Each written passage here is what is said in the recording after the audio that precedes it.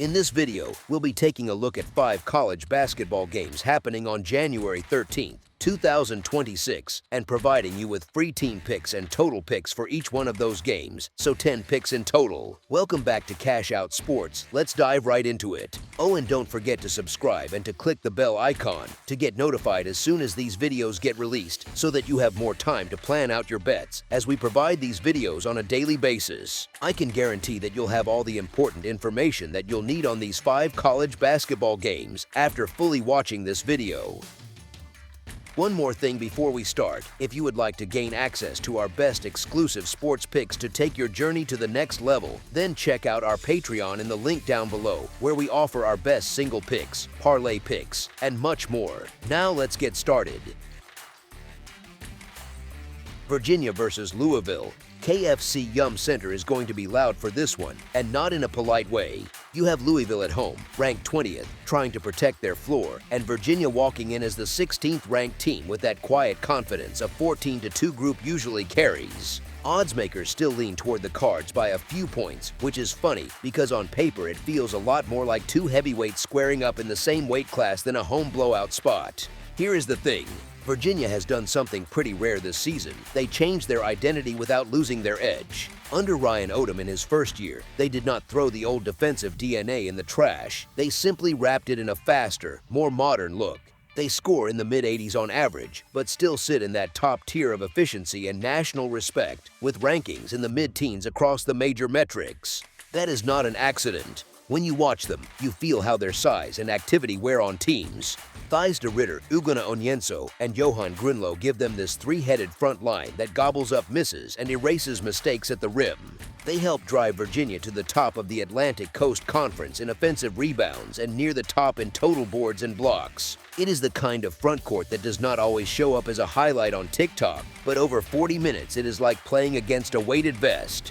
Then you sprinkle in the guards, and the picture gets clearer. Malik Thomas, Chance Mallory, Dallin Hall, and a returning Jakari White give Odom multiple handlers and decision-makers who can shoot, probe, and keep the offense from getting stuck. That depth on the perimeter matters even more on the road, where one guy having an off night cannot sink your whole plan.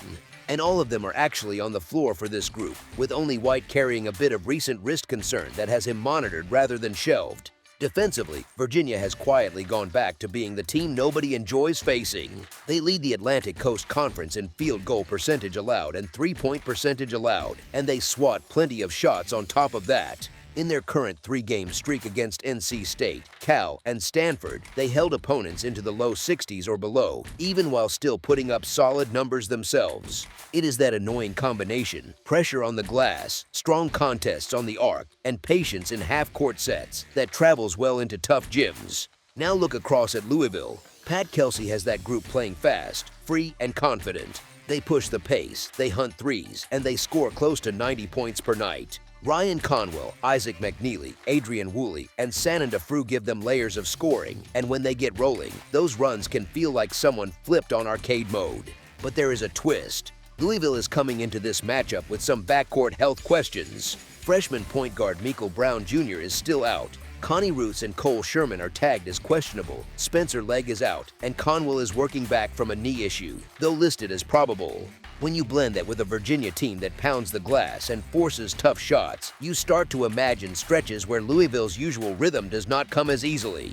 So even with that big crowd in a roughly 22,000-seat building trying to swing momentum, you have the higher-ranked, deeper, healthier team catching points. Virginia's style, rebounding, and defensive backbone all line up nicely with what tends to show up in these Atlantic Coast Conference road fights, where composure and extra possessions matter more than lighting up the scoreboard for style points.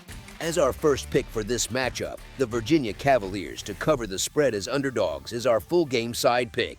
The total number hanging out there sits in the mid-150s, right around 154 or so, depending on your book.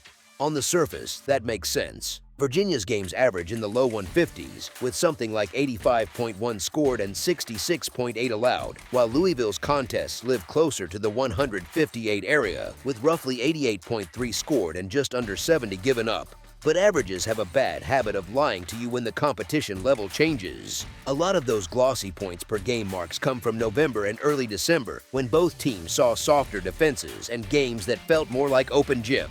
Once you start talking about top 20 opponents, real scouting, and a national TV window, the mood shifts. Suddenly every possession feels heavier, and coaches become a little more particular about what a good shot really is. If you zoom in on Virginia's recent stretch, the story starts to bend toward a more controlled script. Their last 3 wins over NC State, Cal, and Stanford landed on totals of 138, 144, and 125 points. Those are not sleepy rock fights. The Cavs still found enough scoring, but their defense dragged the overall pace and efficiency down to something more measured. They forced ugly shots, they dominated the glass, and they basically cut off air supply for long portions of those games. Louisville, for all their scoring talent, has shown something similar whenever the opponent's defense jumps a level. Against Tennessee, Duke, Stanford, and Boston College in that recent run, the point totals were more modest than their season averages suggest. Their explosive stretches were still there, but they were balanced out by dry spells when they struggled to create clean looks or live at the line. That kind of pattern tends to matter a lot when you are staring at a total in the mid-150s and asking if both sides can really keep the gas pedal down for 40 minutes straight. Injuries and rotation choices add another layer here. With Brown Jr. already ruled out and guys like Ruths and Sherman not fully in the clear, Kelsey may lean on a slightly tighter main group again. That does not mean Louisville suddenly becomes slow. It simply means there is a natural cap on how relentless they can be, especially against a physical Virginia team that likes to hit the glass and make you see a lot of half-court possessions. Meanwhile, Virginia's own stated identity this year, playing up-tempo but not reckless, fits nicely with a game script where they pick their spots in transition, then are perfectly happy to grind the clock when they do not like the initial look. Add in the usual late-game chaos, where fouls and free throws can bump a score up a bit, and you still come back to the same idea. 2 top 20 teams, both with legit size and rim protection, both coming in with real defensive pride, and both understanding what this game means in the Atlantic Coast Conference race, have plenty of reasons to keep things under control rather than turning it into a pure track meet. It might feel tense, it might feel choppy at times, and that is exactly the type of environment where a big total can quietly sit a few baskets too high. As our second pick for this matchup, under the projected total is our full game total pick. Indiana versus Michigan State. Let's set the scene first, because this one feels like classic Big Ten theater on a cold January night at Breslin Center. You have a Michigan State team that has acted like a metronome all season, steady, experienced, and a little bit mean on defense, sitting at 14-2 overall and 4-1 in the league, and they get to sleep in their own beds before this one. Indiana walks in at 12-4 and 3-2, fresh off blowing a 16-point second half lead to unbeaten Nebraska, which is the sort of loss that sticks with you a little longer than it should, especially when you have to go into that his own noise next. The Hoosiers are fun, they shoot a ton of threes, they space you out, and Darian DeVries has completely remodeled their identity with veteran transfers and a green light from the arc, but that style comes with a trade-off when you run into a defense ranked near the very top of the country and comfortable turning games into fistfights instead of track meets. Michigan State is perfectly happy to guard for 25 seconds, bump cutters, and then make you hit a late clock jumper over size. And that is exactly the kind of defense that wears on a jump shooting team that just saw its confidence dented in the closing minutes against Nebraska. On top of that, Indiana's rotation is not exactly overflowing right now, with guys like Jason Drake and Josh Harris on the injury report and Jordan Rayford ruled out for the season, so the margin for foul trouble or a cold shooting stretch is thinner than DeVries would like in a building where runs can snowball fast when Michigan State strings together stops and transition buckets. Michigan State, meanwhile, leans on its 4 core returners, with Jackson Kohler, Jeremy Fears Jr., Cohen Carr, and Carson Cooper all settled into clear roles, and that kind of continuity shows up late in games when the spread is sitting in that mid-single-digit range and you need grown-up possessions rather than hero ball. We have already seen this group answer after adversity, bouncing back from a grind of a loss at Nebraska by smashing USC and then grinding past Northwestern, and they get 4 full days to reset and prepare for Indiana, which quietly matters when Tom Izzo has film, time, and a veteran locker room that still remembers the Hoosiers walking out of this same building with a 71-67 win last season. Honestly, when you add in the emotional edge of that recent history, the physical edge on the glass, and the defensive edge over 40 minutes, this sets up like a spot where Michigan State can lean on Indiana possession by possession until that gap between a fun offense and a complete team shows up on the scoreboard in a way that is just a little larger than the number the books are hanging. As our first pick for this matchup, the Michigan State Spartans to cover the spread as favorites is our full game side pick. Indiana shows up averaging right around the mid-80s in points per game, living on efficient shooting, a ton of threes, and a very friendly whistle thanks to how often they attack closeouts and drive into contact, and that combination tends to drag games higher even when the opponent wants something slower and more methodical. They are hitting better than 36% from beyond the arc, knocking down more than 10 triples a night, and pairing that with one of the better free throw percentages in the country, which means their scoring is not just about pace, it is about quality shots and easy points with the clock stopped, and that is exactly how you crack totals that look a little conservative on paper. You can see that in the box scores they have been putting up recently, with 84 at Maryland, 90 against Washington, and 77 in the loss to Nebraska, and those games were not exactly played on playground courts. They were Big Ten games with real scouting and real game plans, yet the talent on the floor still pushed scores well into the 80s for at least one side. Michigan State, for its part, is holding teams to the mid-60s on average, but that number comes from a schedule where they have already seen everything from rock fights with Duke and Nebraska to a 114-97 shootout against Cornell, and what that tells us is not that their defense disappears, but that when the opponent has real spacing and shooting, their own offense is more than willing to join the party and keep the scoreboard moving. The Spartans have shown they can comfortably live in the high 70s and low 80s at home, and if you picture this game honestly, you probably see Indiana hitting enough threes to avoid getting completely shut down, Michigan State pounding the paint and living at the line once the Hoosiers start chasing, and the whole thing slowly creeping past that projected number somewhere in the final 5 minutes while everyone in the building is still locked in and fouling to stretch possessions. Here is the thing, when you put a high-powered, three-happy offense that just gave up 83 at home and now needs a statement response against a top-tier defense that can still score and loves the energy of a loud Breslin center, you get a style clash that looks a lot like a game where both teams spend more time in the 70s than the 60s, and that is exactly the kind of script that makes a relatively modest total feel a little too low rather than a little too high.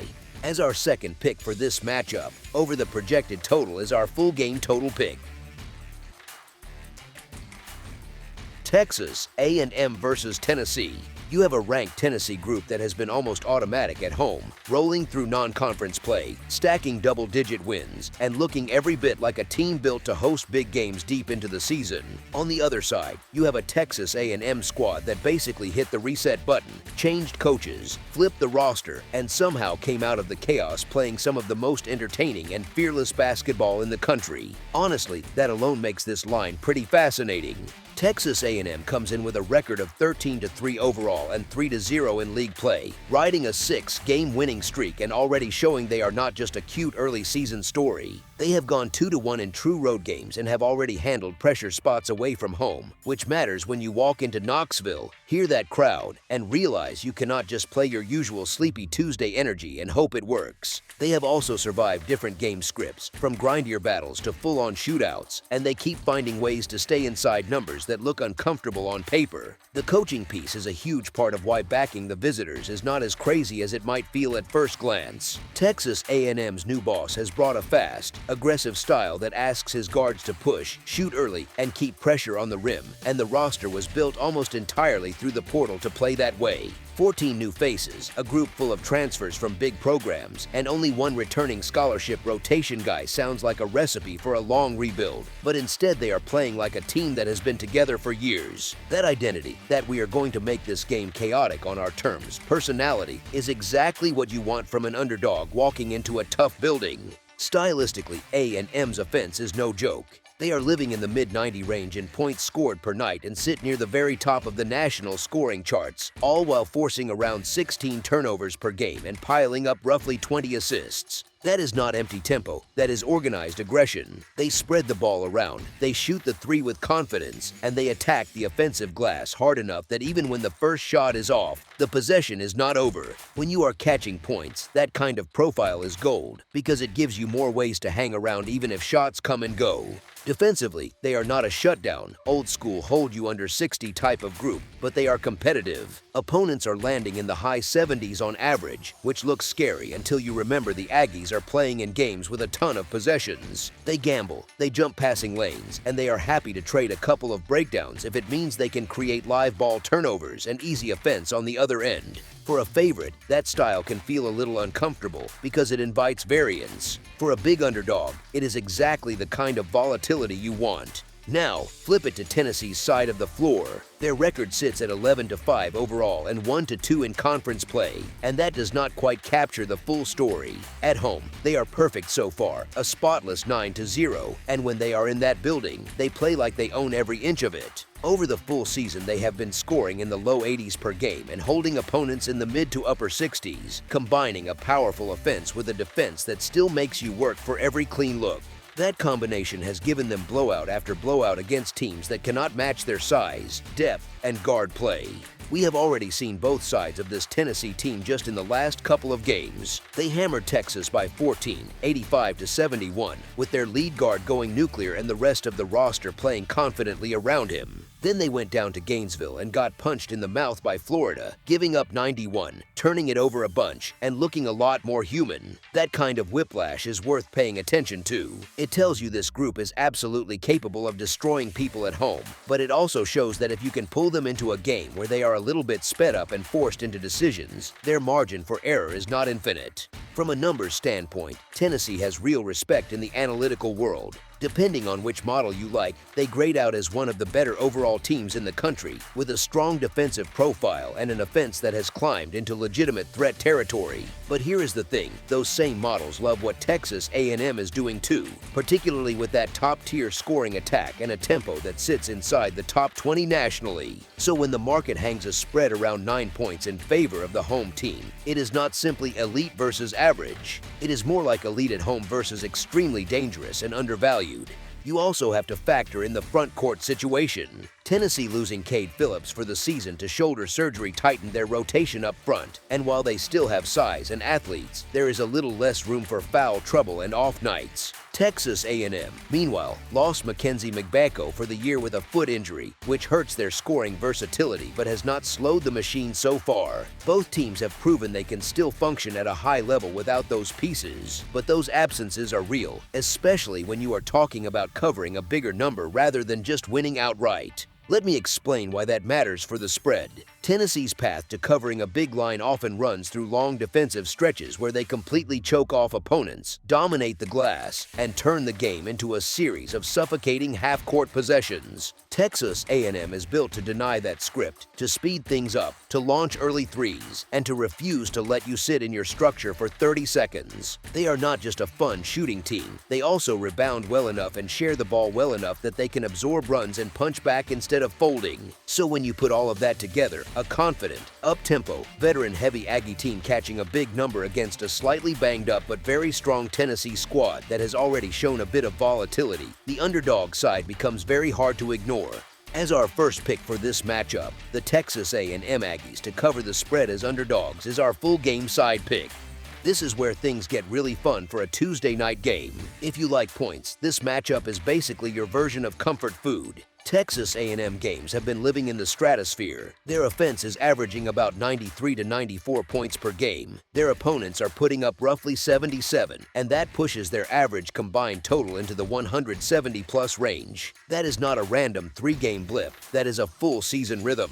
They push the pace, they shoot a ton of threes, they get to the free throw line, and they turn defense into fast breaks with those forced turnovers. Tennessee, for their part, is not exactly dragging people into rock fights this year. Over the full sample, they are scoring in the low 80s and allowing opponents in the mid to upper 60s. That alone puts their average game total in the neighborhood of 150 points. Add in the context of recent games and you see the trend clearly. Their win over Texas landed on 156 combined points, and then the Florida loss hit 158, both comfortably above what you might think of as a traditional Tennessee number from prior seasons. This version of Tennessee can absolutely score with you.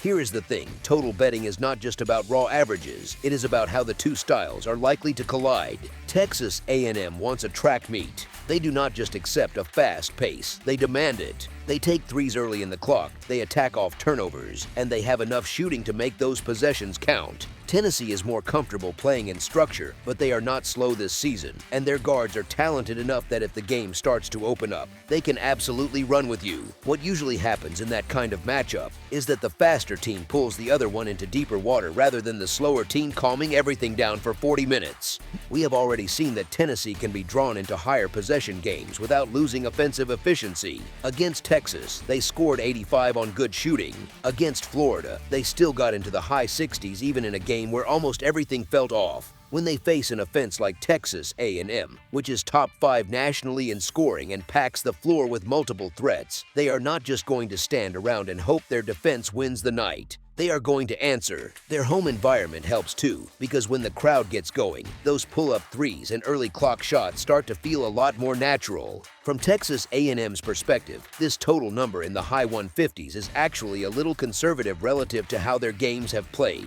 Remember, their average game is sitting well above that, thanks to that 90+ per night offense and the fact that they do give up points on the other side. They are not really built to grind a 25-23 first half and win a slugfest. They are built to play 40 minutes of pressure, keep the ball zipping, and live with scores in the 80s and 90s. That style has held up against different kinds of opponents already, including more physical teams and athletic backcourts. One more subtle piece here is the rotation and the injuries. With Cade Phillips sidelined, Tennessee has leaned a bit more on smaller or more versatile front-court combinations, and their own coach has already talked about using guys like Amari Evans in bigger roles when they go small. That kind of lineup choice naturally lends itself to a slightly faster tempo and more spacing. Texas A&M losing Mackenzie McBako hurts their ceiling, but it has not slowed their willingness to play fast or their ability to score because they still have multiple guards and wings who can fill it up. So both teams, because of roster realities, are nudged a bit more toward pace and skill than throw it into a giant and bleed the clock. So when you pair an Aggie team that is happy living in the 170 neighborhood for game totals with a Tennessee team that has quietly become much more offense-friendly and just played back-to-back games in the mid-150s, and then you see a total number set in the high 150s, it naturally pulls you toward expecting another high-scoring show. You are getting two confident offenses, one elite tempo team, a home environment that feeds energy, some defensive aggression that can actually create easy points both ways, and rotational tweaks that tilt toward smaller, faster lineups. That is a recipe that makes a high total feel not just reasonable, but very reachable. As our second pick for this matchup, over the projected total is our full game total pick. Boston College versus Clemson. Boston College heads into Clemson for this matchup feeling like the kid who wandered into the wrong neighborhood, and yet that is exactly why this spread gets interesting. You have Clemson at home, rolling with a strong record, ranked, confident, and very comfortable in their own building. Boston College, on the other hand, shows up with that underdog profile that nobody rushes to back, which is often where the value quietly hides. Lines in this range are basically the market saying, we do not just expect Clemson to win, we expect Clemson to win with style, and that last part is where things can start to wobble a bit. Clemson looks like the polished sports car in this matchup, no question. They score well, they share the ball, and they have multiple guys who can carry a stretch, players like R.J. Godfrey, Justin Porter, and Carter Welling giving them that balanced feel. The defense has been sturdy, holding recent opponents to manageable totals and building a resume that makes casual bettors think, yeah, they will run these guys out of the gym. On paper, it all screams blowout, and that is usually when you want to pause for a second and really think through what a number this big actually asks a team to do. Boston College does not bring fireworks as often, but they bring friction. Their scoring sits in that modest range, and they allow almost the same amount, which tells you they live in close, grind-heavy windows more often than not. Their style leans into longer possessions, more half-court sets, and a kind of stubborn defense that does not always look pretty, but it drags opponents into a slower rhythm. With size in the front court from players like Jaden Hastings and Bowden Kapke, the Eagles can make the paint feel crowded, which matters a lot when you are trying to win by a wide margin for people who bet the favorite. If you have ever watched a random midweek game in this conference, you know how often it turns into a rock fight rather than a highlight reel. The recent score lines for Boston College tell the story. You see games landing in the low 70s, low 60s, and sometimes even lower. That kind of rhythm makes it hard for a favorite to create separation unless the underdog completely collapses. Boston College has been losing, sure, but they have not been folding. They hang around, they chip away, and they often make you watch the final few minutes with a little more tension than the scoreboard at halftime suggested. Clemson, for its part, has been on a strong run, stacking wins and feeling good. That is exactly when human nature can wander in a bit. When you are facing a team that has not yet found a win in conference play and the building expects a stress-free night, there is always a small risk of a mental exhale. We are not talking about Clemson taking the night off, but even a 5% drop in sharpness can matter when a spread is this large. Injury-wise, the picture is pretty clear. Clemson is missing Zach Foster, who is out long-term, which slightly trims their backcourt flexibility. Boston College is without Nick Petronio and Jason Asamada, pieces who affect depth more than identity. So the core rotation for both sides is intact, which means what you have seen from them lately is a fair reflection of what you should expect here. There is also a bit of history quietly nudging this matchup. The last time these two got together, Clemson won the game, but Boston College did its job for anyone grabbing the points, staying inside a double-digit number that looked big before tip and still looked big afterward. Now the marketplace is asking Clemson to win by an even more comfortable margin, larger than what the more conservative projection models suggest. Those models lean toward something like a solid Clemson victory, but not necessarily a total demolition. So we are talking about a classic gap between who is more likely to win the game and who is more likely to beat the number. That little strip of real estate between a normal win and a blowout is exactly where a gritty underdog like Boston College can sneak in and quietly reward anyone willing to stomach the discomfort.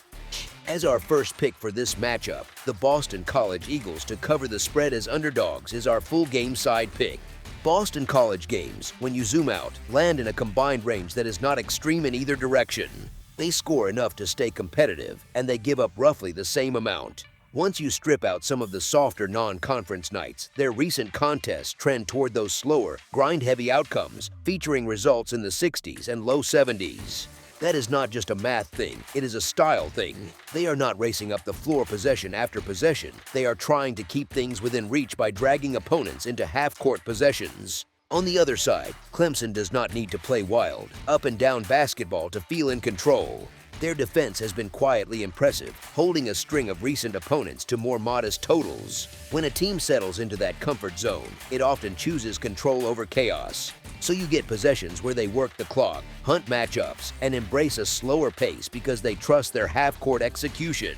In college hoops, especially in conference play, that kind of approach can shave several possessions off what a raw talent gap might suggest. Let me explain why that matters so much for the total. Totals are not just about how talented the offenses are, they are about how many chances each side actually gets to score. If both coaches are content to run sets, to make the opponent defend deep into the shot clock, and to protect the ball rather than force it, you naturally slide toward a tighter scoring environment. You see fewer runouts, fewer quick trigger threes in transition, and more possessions ending in contested looks late in the clock. Another layer here is that both rotations are relatively stable right now. There is no new volume scorer surprise waiting in street clothes. The known absences, like Zach Foster for Clemson and Asamada and Petronio for Boston College, are already baked into how these teams have been playing. So there is no reason to expect some sudden style shift triggered by a roster shock. When the same groups that have been producing these recent score lines take the floor again, the most reasonable expectation is more of the same general rhythm. If you look at the recent patterns, you see Clemson content with comfortable, controlled wins where they do not push the scoring ceiling, and you see Boston College living in games that hover around modest totals. You also see that, on balance, the Eagles have leaned a bit toward lower scoring outcomes compared with where their numbers have been set. That is often what happens when a team defends reasonably well but lacks consistent offensive pop. They can drag totals down even when the opponent is stronger on paper. So, when you put the tempo, the recent scores, the defensive form, and the stable rotations together, you are not staring at a profile that screams points on points. You are looking at a matchup that feels more like it will settle into a cautious rhythm, with enough missed shots and long possessions to keep the scoreboard from spiraling. That does not mean it has to be ugly, but it does point toward a game that is more likely to land below the current projection than to blow past it. As our second pick for this matchup, under the projected total is our full game total pick. Connecticut versus Seton Hall. UConn heading into Seton Hall in mid-January at the Rock feels like one of those classic Big East nights where the building, the jerseys, and the history are all talking at once. You have a top 25 matchup in an NBA arena that gets loud in a hurry, a home crowd that knows UConn all too well, and a point spread that is basically asking you which side of the bar fight you want to stand on.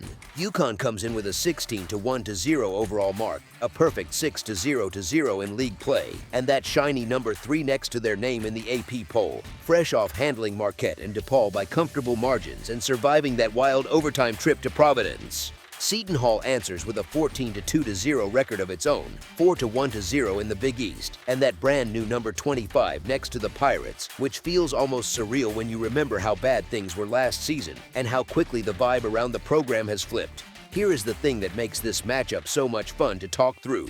On one hand, UConn has that recent run of national dominance, back-to-back titles in 2023 and 2024 with a 13-game NCAA tournament streak that turned March into their personal brand campaign. On the other hand, Prudential Center has basically been a haunted house for them, with 4 straight road losses there to Seton Hall since 2022, including blowing a 17-point lead, an overtime stumble, and a last-second gut punch in 2025. So even before you look at matchups on paper, you already have a heavyweight that has conquered the whole country lately, walking into a building where it just keeps slipping on the same banana peel. That is usually where odds makers shade the number a little smaller and where bettors start talking themselves into ghosts or revenge, depending on which side of TikTok they spend more time on.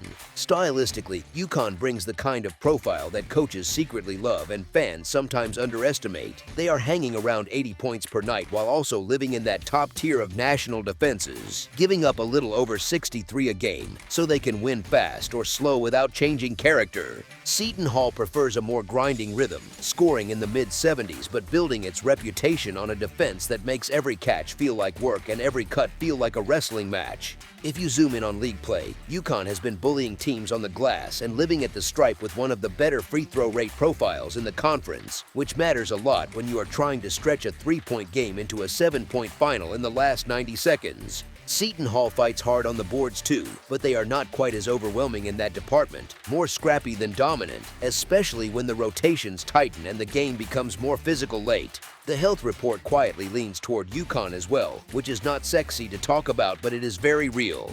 The Huskies are entering this one without any major names flagged, while Seton Hall is locked in with Jocelyn Felton shut down for the year after a torn ACL and Patrick Suemnick still sitting in that uncertain shoulder limbo, a combination that trims the Pirates' ball handling and front court options even if the casual fan is not checking the injury wire every morning. Now, if you have been betting UConn this season, you already know they have been a little bit of a heartburn team against the number. They keep stacking wins straight up, but different books show them as a group that has generally come in a bit short of the market, which usually means that early in the season you are paying a premium for that brand and that trophy case. The good news if you still like the Huskies is that once a team has burned people a few times against the spread, that tax tends to ease off, and you start seeing more reasonable numbers for the actual power rating instead of the hype reel. So now the question becomes simple. On a mid-January night, would you rather trust the team that is deeper, bigger, and more versatile defensively, one that has real late-game free throw reliability and a head coach who has built his current persona on leaning into big stage pressure, or hope that the home side can keep patching over missing pieces and hang for all 40 minutes against that kind of relentless size?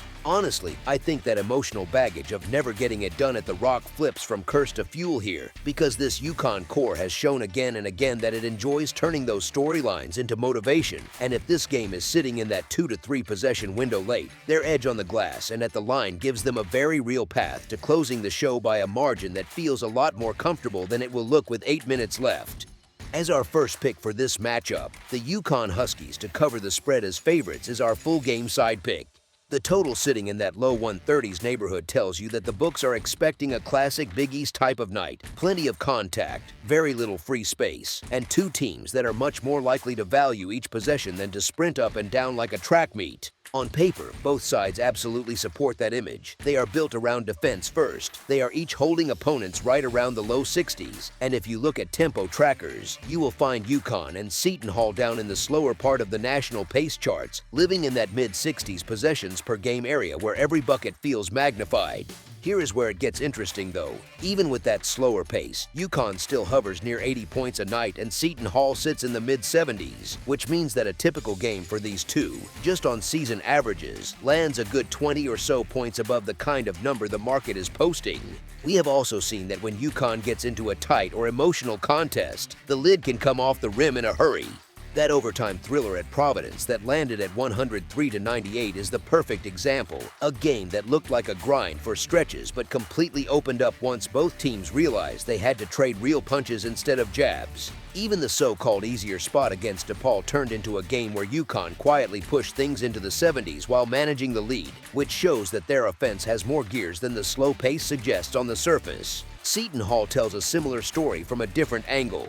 The Pirates hang their identity on defense that can suffocate for long stretches, but their games are full of dramatic swings, big scoring runs, wild momentum shifts, and those frantic closing minutes like we saw against Marquette, Creighton, and Georgetown, where fouls, timeouts, and quick shots turn the last 2 or 3 minutes into a completely different sport. Those kinds of endings are brutal for anyone holding an under ticket on a low total, because once the foul game starts, you are no longer watching a slow half-court contest. You are watching a free throw competition with a running clock.